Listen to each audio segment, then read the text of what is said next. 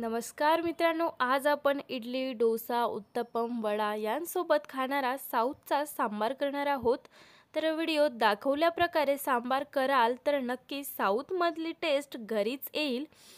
बिलकुल तसाच जसा साऊथमध्ये मिळते तसाच हे सांबार होऊन तयार होते. चला तर मग लवकरात लवकर सुरुवात करूया. तर सगळ्यात आधी कुकरमध्ये 1 वाटी तुरीची डाळ ॲड करायची आहे आणि ते डाळ स्वच्छ पाण्याने धुवून घ्यायची आहे.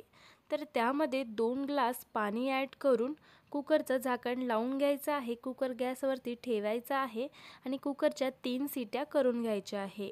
तर 3 शिट्यामध्ये डाळ शिजून जाते. कुकरच्या 3 शिट्या होतपर्यंत आपण इथे काही भाज्या कट करून घ्यायच्या आहे.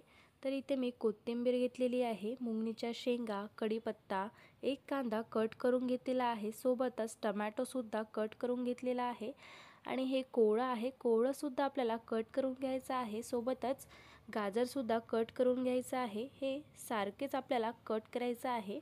तर सर्व भाज्या कट झालेल्या आहे आणि आपली डाळसुद्धा शिजलेली आहे. मस्त अशी डाळ शिजून झालेली आहे. आता या डाळला आपल्याला फोडणी द्यायची आहे.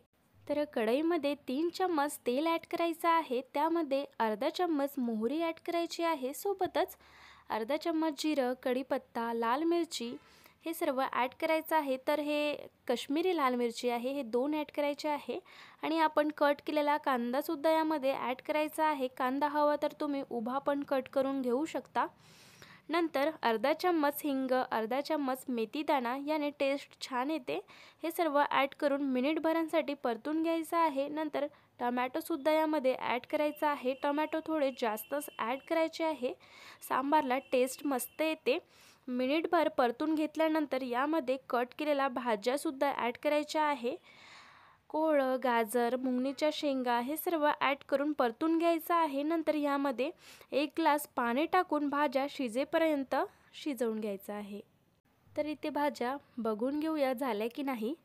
तर इथे तुम्ही बघू शकता भाज्या झालेल्या आहे. तर यामध्ये शिजलेली डाळ ॲड करायची आहे. सोबतच काही मसाले पण ॲड करायचे आहे. अर्धा चम्मच मीठ, 1 चम्मच लाल मिरची पावडर, 1 चम्मच धनिया पावडर, सांबार मसाला आणि चिंचेचे पाणी. तर चिंचेचे पाणी करण्यासाठी चिंच भिजवून घ्यायची आहे आणि त्याचे पाणी तयार करायचे आहे. अर्धा चम्मच हळद हे सर्व ॲड करून एकजीव करून घ्यायचा आहे. नंतर त्यावरती कोथिंबीर ॲड करून 10 मिनिटांसाठी शिजवून घ्यायचं आहे. तर इथे आपला सांबार रेडी झालेला आहे. इडली, डोसा, वडा, उत्तपम यांसोबत गरमागरम सांबार सर्व करायचा आहे. तर नक्की एकदा तरी ट्राय करा आणि कसं वाटलं नक्की कमेंट करा. आणि आत्तापर्यंत चॅनलला सबस्क्राईब केलं नसेल तर नक्की करा. व्हिडिओ आवडला असेल तर नक्की लाईक शेअर करा. भेटूया पुढच्या व्हिडिओमध्ये नवीन रेसिपी घेऊन. थँक्यू.